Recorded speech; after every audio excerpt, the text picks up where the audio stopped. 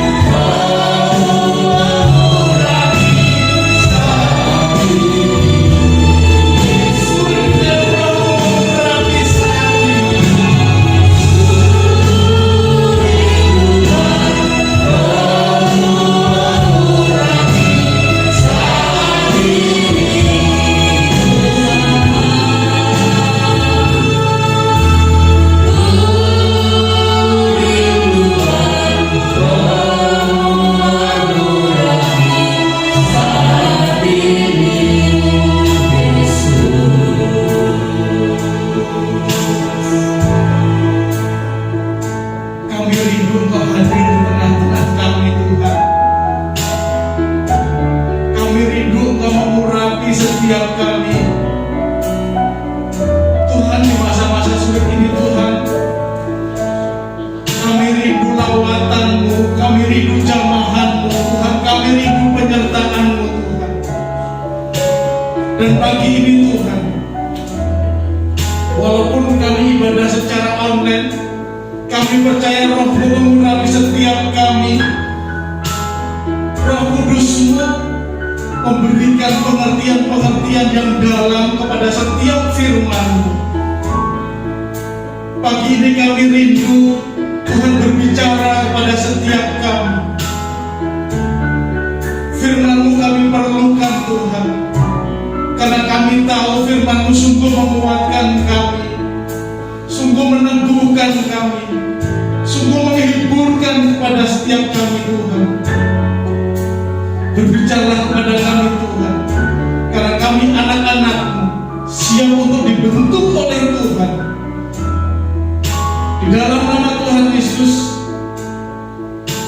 kami siap untuk mendengarkan firman-Mu. Haleluya. Amin. Shalom Bapak Ibu yang dikasihi Tuhan. Firman Tuhan pada pagi hari ini kita mengambil tema Ananias dan Safira, ketidakjujuran mendatangkan penghukuman. Sebelum masuk ke dalam perenungan firman Tuhan, mari kita sama-sama membuka kitab kita. Kita membaca dari Kisah Para Rasul pasal yang kelima. Kisah Para Rasul pasal yang kelima, kita membaca ayat yang ke-1 sampai dengan yang ke-11. Ananias dan Safira. Ada seorang lain yang bernama Ananias. Ia beserta istrinya Safira menjual sebidang tanah. Dengan setahu istrinya, ia menahan sebagian dari hasil penjualan itu dan sebagian lain dibawa dan diletakkannya di depan kaki rasul-rasul. Lalu Petrus berkata, Ananias, mengapa hatimu dikuasai iblis sehingga engkau mendustai Roh Kudus dan menahan sebagian dari hasil penjualan tanah itu? Selama tanah itu tidak dijual, bukankah ia tetap kepunyaanmu? Dan setelah dijual, bukankah hasilnya itu tetap dalam kuasamu? Mengapa engkau merencanakan perbuatan itu di dalam hatimu? Engkau bukan mendustai manusia, tetapi mendustai Allah. Ketika mendengar perkataan itu, rebahlah Ananias dan putuslah nyawanya. Maka sangatlah ketakutan semua orang yang mendengar hal itu. Lalu datanglah beberapa orang muda, mereka mengapani mayat itu, mengusungnya keluar dan menguburnya. Kira-kira 3 jam kemudian masuklah istri Ananias, tetapi ia tidak tahu apa yang telah terjadi. Kata Petrus kepadanya, katakanlah kepadaku dengan harga sekiankah tanah itu kamu jual? Jawab perempuan itu, betul sekian. Kata Petrus, mengapa kamu berdua bersepakat untuk mencobai Roh Tuhan? Lihatlah, orang-orang yang baru mengubur suamimu berdiri di depan pintu, dan mereka akan mengusung engkau juga keluar. Lalu rebahlah perempuan itu seketika itu juga di depan kaki Petrus, dan putuslah nyawanya. Ketika orang-orang muda itu masuk, mereka mendapati dia sudah mati. Lalu mereka mengusungnya keluar dan menguburnya di samping suaminya. Maka sangat ketakutanlah seluruh jemaat dan seluruh orang yang mendengar hal itu. Bapak Ibu yang dikasihi Tuhan, Kisah Para Rasul pasal yang kelima menyaksikan bahwa kita melihat seorang Ananias dan istrinya Safira mendapatkan penghukuman dari Tuhan. Sesuatu yang kalau kita tidak melihat latar belakangnya, kalau kita tidak melihat di pasal sebelumnya, kita akan berkata Tuhan itu jahat banget, Tuhan itu sadis banget.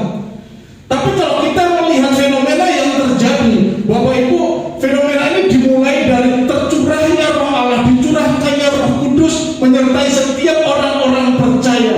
Dan saat itu Petrus bertobat dan 3.000 orang bertobat.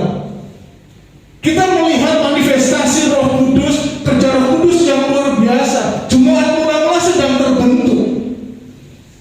Dan ketika Roh Kudus tercurah, termanifestasi kepada setiap umat Tuhan, saudaraku, Allah kita adalah Allah yang tidak kompromi dengan dosa.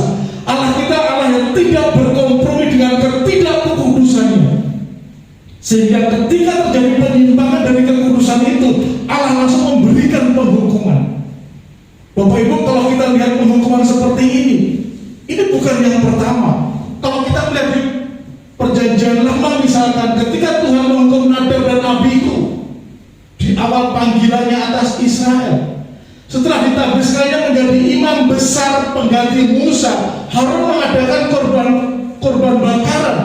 Dan ketika Harun berdoa dan api belum, dan mereka sedang menanti-nantikan api dari Tuhan, Nadab dan Abihu mengambil bara dan meletakkan api asing di dalam mesbah bakaran. Dan apa yang terjadi? Allah mendatangkan api dan menghanguskan Nadab dan Abihu. Saudaraku, kekudusan bukan hal yang main-main. Kekudusan merupakan hal yang serius bagi Tuhan. Tuhan juga pernah menghukum Akan pada awal pemerintah pimpinan Yosua atas Kanaan ketika mereka baru memasuki Kanaan. Tuhan juga menghukum Musa pada awal pemerintahan Raja Daud. Bapak Ibu, ketika jemaat Tuhan sedang terbentuk, Roh Allah sudah dicurahkan, mujizat sedang terjadi, manifestasi Allah sedang terjadi. Jadi Bapak Ibu, kita melihat di sini Allah tidak bisa kita permainkan. Allah tidak bisa dipermainkan dengan apapun juga.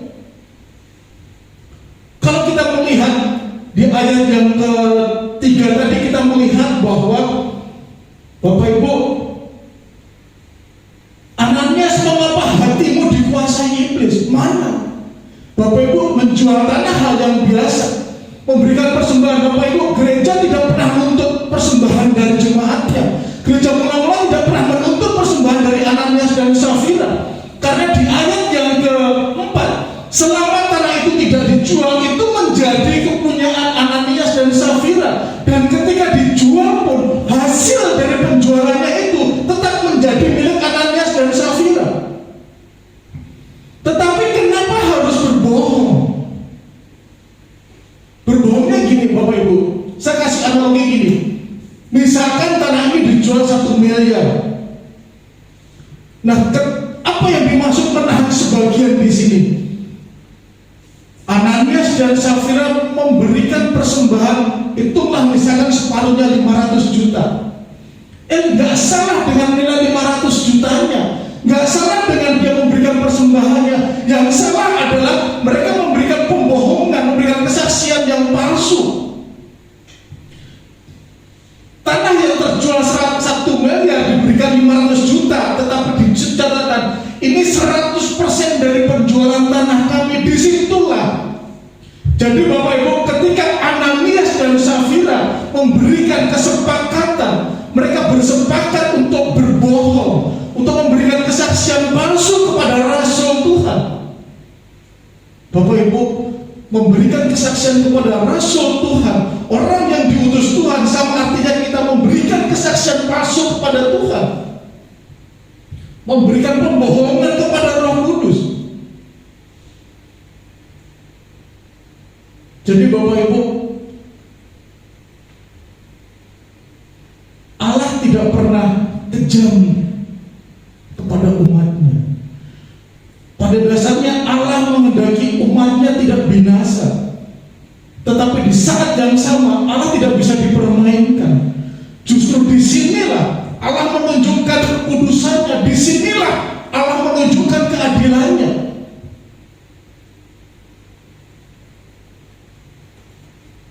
Kita nggak bisa main-main dengan Allah. Dosa mendatangkan penghukuman, dan upah dosa adalah maut. Penghukuman Allah bisa datang setiap saat, bisa saja terjadi ketika kita bohong, kita berdosa, Allah langsung memberikan penghukuman. Tetapi oleh kasih karunia Allah, ketika kita menyimpang dari kebenaran, Allah tidak langsung menghukum kepada setiap kita. Kenapa?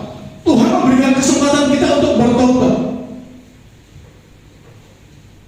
Tetapi lalu bagaimana dengan Ananias yang Safira ketika dia melakukan kesepakatan, bersepakat untuk berbohong, bermufakat untuk berbohong?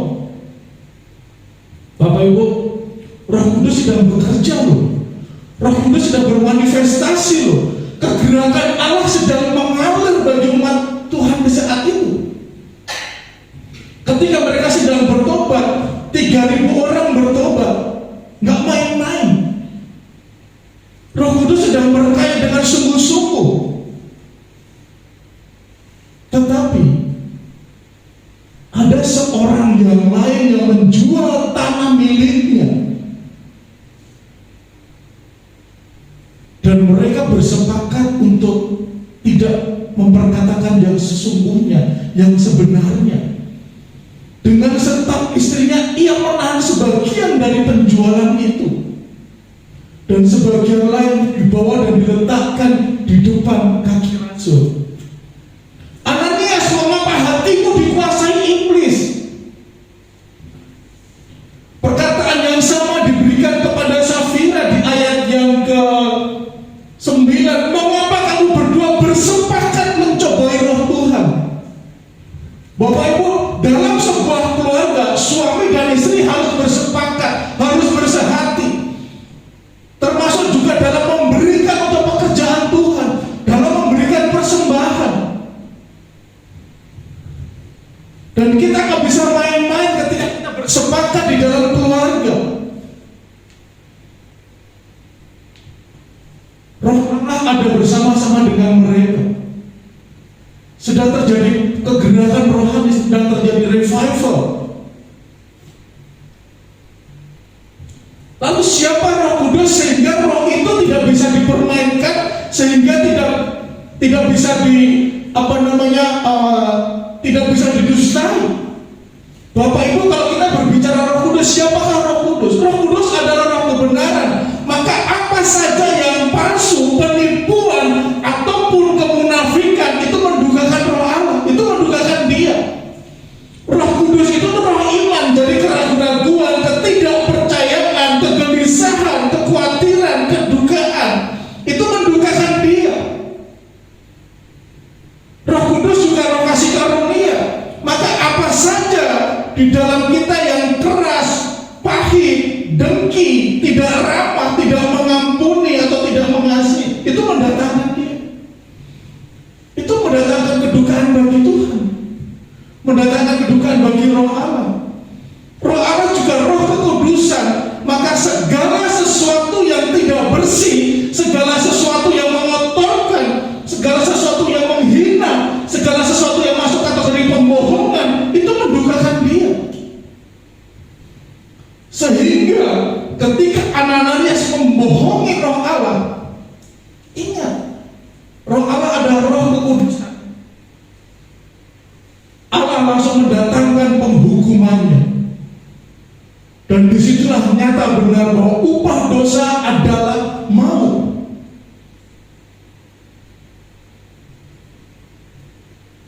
Dosa sekecil apapun, dosa is dosa. Nggak ada dosa putih, nggak ada dosa hitam, nggak ada dosa abu-abu. Dosa is dosa. Dan dosa itu mendatangkan penghukuman bagi setiap kita. Dan upah dosa adalah maut.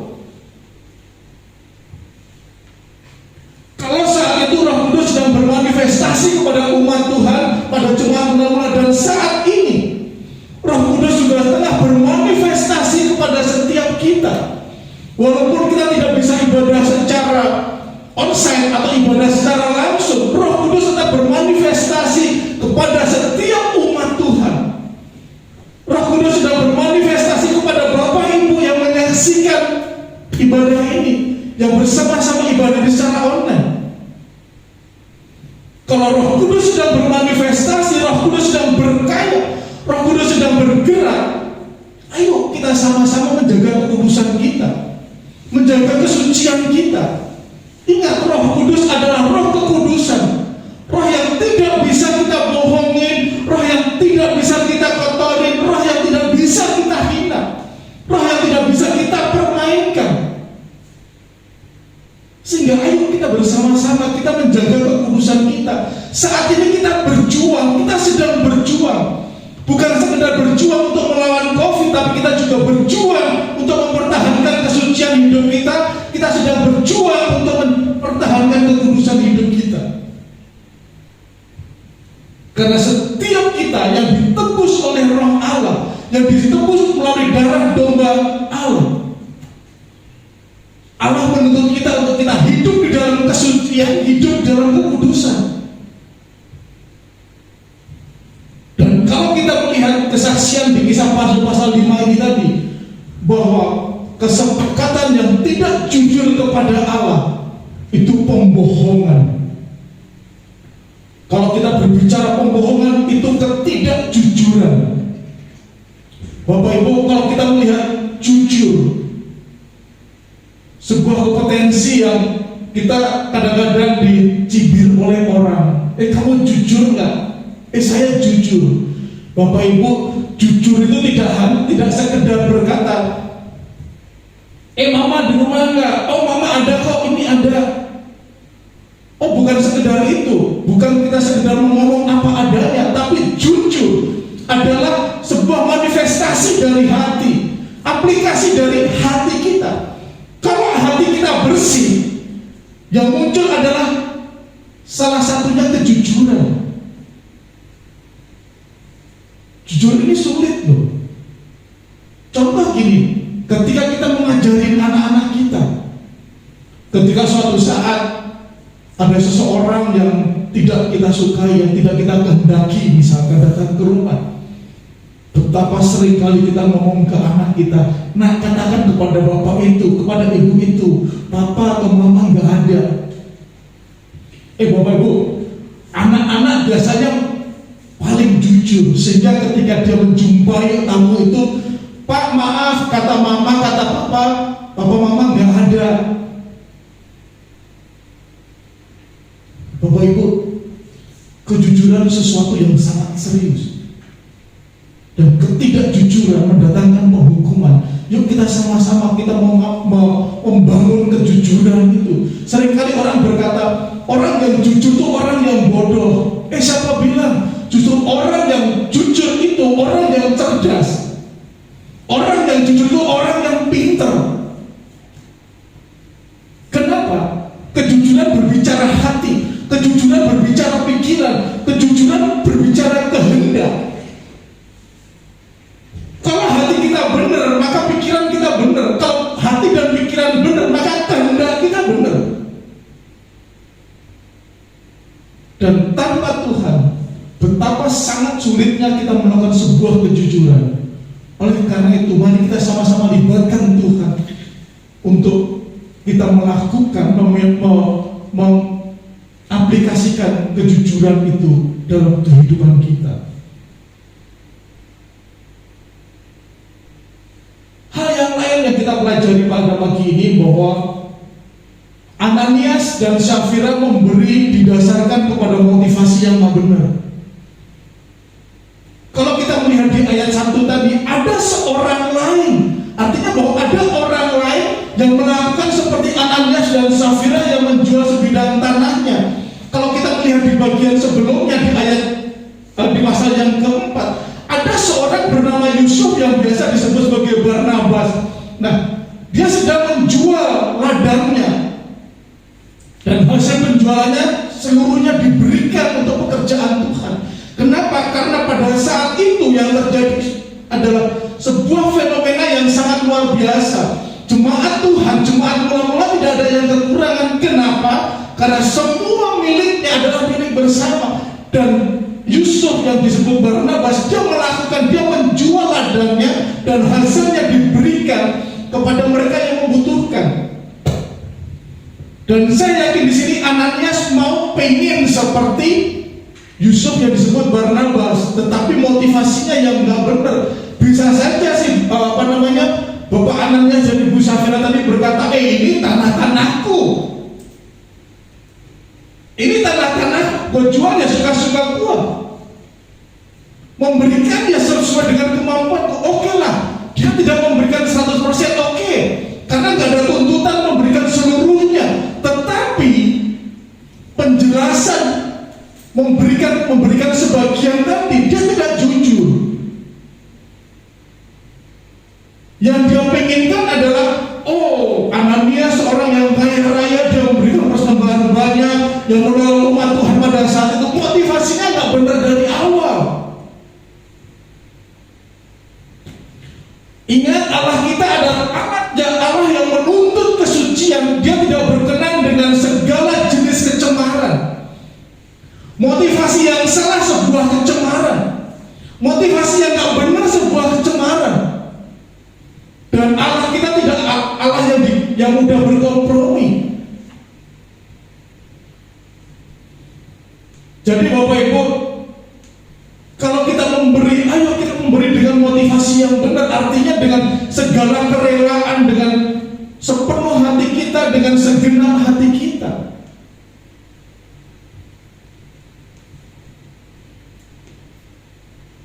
Allah tidak pernah menuntut harta milik kita, tetapi Allah akan memberkati bagi orang yang mempersembahkan miliknya untuk pekerjaan Tuhan. Gereja nggak pernah minta. Gereja kita pun juga nggak pernah minta-minta. Tetapi setiap umat Tuhan harus sadar, ini adalah pekerjaan Tuhan. Ini bukan pekerjaan gembala, bukan pekerjaan majelis, bukan pekerjaan aktivis, tetapi ini pekerjaan Tuhan yang harus kita angkat bersama-sama, yang harus kita dukung bersama-sama.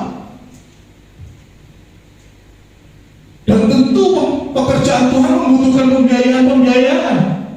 Dari siapa? Dari setiap umat yang diberkati Tuhan. Tetapi yang Tuhan mau adalah, ayo kita memberikan persembahan dengan motivasi yang benar, motivasi yang jujur, motivasi yang tulus. Bukan, oh aku memberikan persembahan supaya aku diberkati, oh aku memberikan untuk pekerjaan Tuhan supaya aku sembuh. Bukan itu yang Tuhan mau. Kalau nanti aku dapat pekerjaan yang baik, aku memberikan persembahan. Bukan itu yang Tuhan mau. Tapi ayo kita mensupport pekerjaan Tuhan dengan segala yang kita miliki, segala yang kita punya.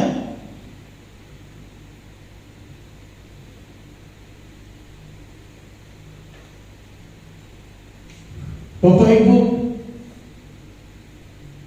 kita sudah ditebus oleh Kristus. Roh Allah sudah ada bersama-sama dengan kita, tinggal bersama-sama dengan kita. Sehingga di dalam segala pikiran kita, segala tindak tanduk kita, segala perilaku kita, itu harus mencerminkan bahwa setiap tindakan kita harus memiliki motivasi yang benar untuk pekerjaan Tuhan. Kita melakukan pekerjaan Tuhan harus dengan benar. Kita mempersembahkan hidup kita untuk pekerjaan Tuhan juga harus benar. Bapak Ibu, kita melayani pekerjaan bukan supaya kita dilihat orang loh, tapi kita bekerja untuk pekerjaan Tuhan, kan Tuhan yang milih. Sehingga harus memiliki motivasi yang benar. Kita sudah ditebus, kita beribadah, kita harus punya motivasi yang benar. Kita datang ibadah ke gereja, kita harus punya motivasi yang benar. Sehingga segala sesuatu yang kita lakukan harus benar di hadapan Tuhan. Tetapi kita yang harus kita pahami adalah tidak ada gereja yang sempurna. Kenapa? Karena gereja kita berisi orang-orang yang berdosa, yang sudah ditebus oleh Allah. Tetapi tidak 100% mereka menerima tebusan dari Allah. Mereka datang ke gereja, oh karena aku orang Kristen maka hari Minggu aku ke gereja. Motivasinya nggak benar dulu. Aku ke gereja biar biar dilihat aku seorang yang rohani. Bapak Ibu, gereja kita tidak terhindar dari orang-orang yang berpikiran nggak benar. Gereja kita tidak terhindar dari hal yang pura-pura. Gereja dimanapun nggak ada yang sempurna. Yang sempurna adalah ketika kita belum masuk ke gereja.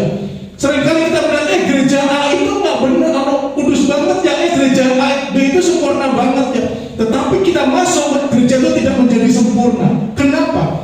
Kita melihat, Bapak Ibu, sesempurna apapun kita, pasti masih ada hal yang kurang.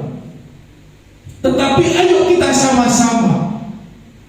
Kita sudah ditebus, kita sudah diselamatkan. Ayo kita bangun gereja bersama-sama. Kita mempersembahkan hidup kita untuk pekerjaan Tuhan dengan motivasi yang benar, dengan sikap yang benar, dengan segala kompetensi kita. Jadi Bapak Ibu, memberikan untuk Tuhan tidak melulu dengan materi, tapi juga hidup kita. Sebuah gambaran dari Ananias dan Safira bagaimana dia memberikan kepada Tuhan dengan motivasi yang benar, dengan sebuah pembohongan, dengan mengatakan ketidakjujurannya.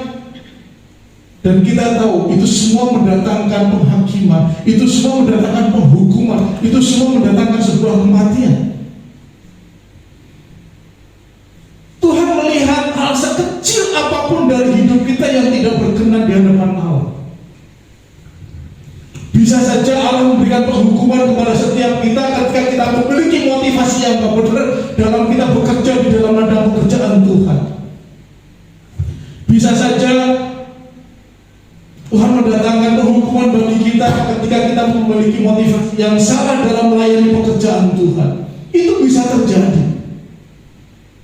Ingat bahwa Allah melalui Roh Kudusnya sedang memanifestasikan kuasanya bagi kita di gereja ini. Dan setiap kita percaya bahwa karya Allah dalam gereja kita itu bukan yang kecil, luar biasa. Kita semua tahu bahwa nggak mungkin kita memiliki gereja yang seperti ini. Susah loh, nggak mungkin loh. Tetapi karya Tuhan luar biasa.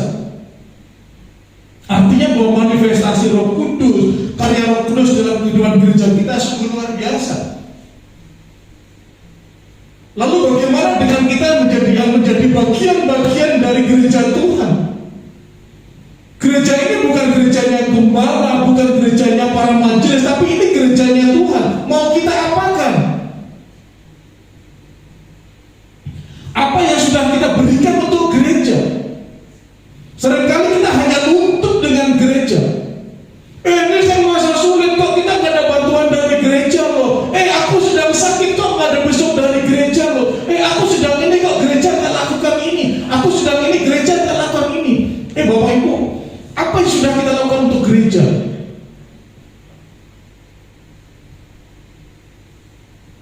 Apa yang sudah kita berikan untuk gereja? Apa yang sudah kita kerjakan untuk Tuhan? Apa yang sudah kita berikan untuk Tuhan sehingga kita menuntut Tuhan? Bapak Ibu, ini gereja Tuhan loh. Kalau kita nuntut kepada gereja, itu nuntut kepada Tuhan loh. Bukan nuntut kepada gembala, bukan nuntut kepada majelis, bukan nuntut kepada para aktivis, tapi nuntut Tuhan. Karena gereja ini milik Tuhan. Gereja ini dibentuk oleh Tuhan. Dan dalam pertumbuhannya gereja ini dipelihara oleh Tuhan.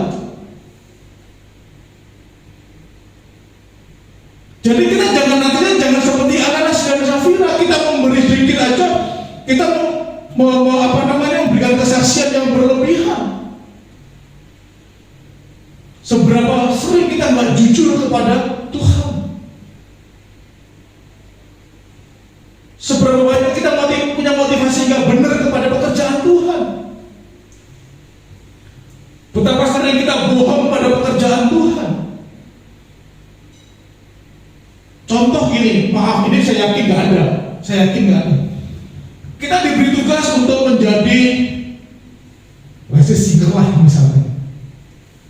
Tapi kita lagi malas. Ya minggu-minggu kemarin menang lembur, pulang malam, tugas banyak. Terus izinlah kepada penanggung jawab, maaf ya, saya lagi ada pekerjaan, saya nggak bisa ikut jadi singer, ikut melayani. Bapak Ibu, mungkin itu alasan yang kecil, gitu kan? Itu sangat kecil lah. Tapi ingat, ini pekerjaan Tuhan loh. Kita bohongin koordinator. Koordinator ini adalah pribadi yang dipakai Tuhan loh. Yang dikasih mandat oleh Tuhan, yang diberikan otoritas oleh Tuhan. Sehingga kalau kita bohongin koordinator dalam pekerjaan Tuhan, itu bohongin Tuhan. Jangan sampai penghukuman yang diberikan kepada Ananias dan Safira terjadi bagi setiap kita.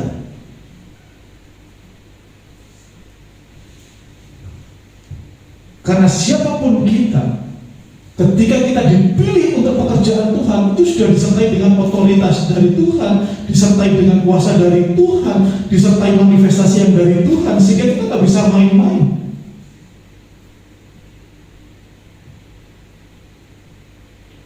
Jadi Bapak Ibu, pagi ini kita diajar oleh Tuhan. Kita diperlihatkan sebuah kesaksian yang luar biasa dari seorang yang bernama Ananias bersama istrinya Safira. Ketika mereka bersepakat, bersekongkol untuk tidak jujur di hadapan Tuhan, Tuhan memberikan penghukuman kepada Ananias dan Safira. Dan penghukuman itu gak main-main. Penghukuman itu adalah sebuah kematian. Jadi Bapak Ibu, yuk kita sama-sama kita jujur di hadapan Allah tanpa mencari pujian dari manusia. Kalau Ananias memberikan dengan motivasi yang tidak benar, mungkin dia ingin mendapatkan pujian, mungkin dia mendapatkan penghormatan. Ingat Bapak Ibu, penghormatan dari manusia, pujian dari manusia itu adalah hal yang kosong dan hampa di hadapan Tuhan. Karena barang siapa yang mencari pujian, yang mencari penghormatan dari manusia, dia tidak berkenan di hadapan Tuhan. Tapi yuk kita sama-sama, kita mencari pujian dari Allah, kita mencari penghormatan dari Allah, karena Allah itu berdaulat atas kita, sehingga dia berhak untuk memberikan penghormatan, memberikan pujian, memberikan sanjungan kepada setiap kita.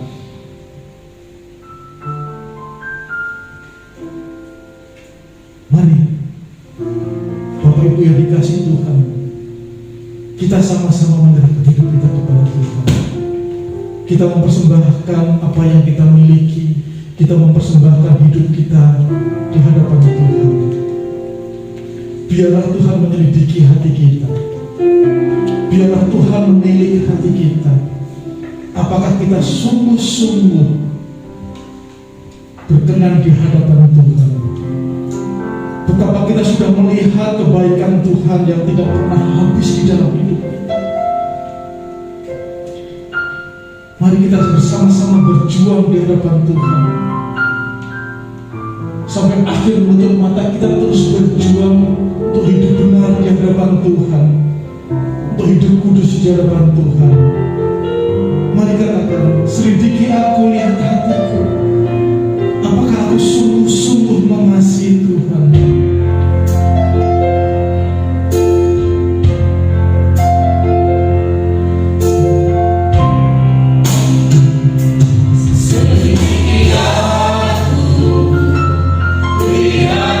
Yesus,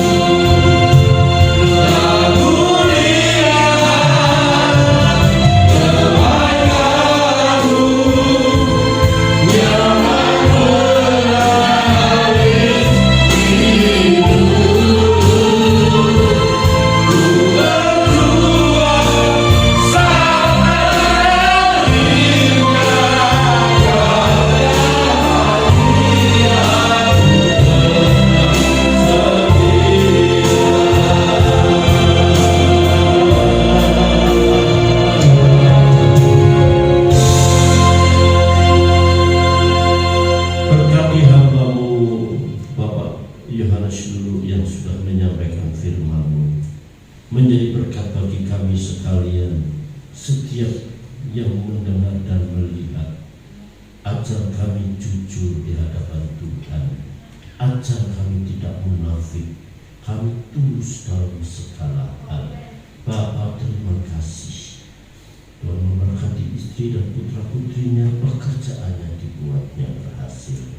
Bapa, hamba mengangkat tangan bagi jemaatku, baik ada di tempat ini maupun yang mendengar melalui online. Tuhan tolong, Tuhan memberkati, mencukupi apa yang mereka butuhkan. Usahanya ditolong, dibuatnya berhasil. Di masa pandemi, Tuhan akan melindungi dan menjaga dengan kesehatan yang sempurna. Kami berdoa untuk beberapa jemaatku, jika ada yang terpapar COVID, hamba berdoa Tuhan tolong, Tuhan pulihkan agar mereka boleh kembali beribadah kepada Tuhan. Mereka boleh beraktivitas kembali, dan kami percaya Tuhan memberkati jemaatmu dengan kesehatan. Terpujilah nama Tuhan. Kami juga berdoa bagi jemaat Tuhan yang anak-anaknya, putra-putrinya akan melanjutkan ke sekolah jenjang yang lebih tinggi. Tuhan mencukupi apa yang mereka butuhkan. Terpujilah nama-Mu.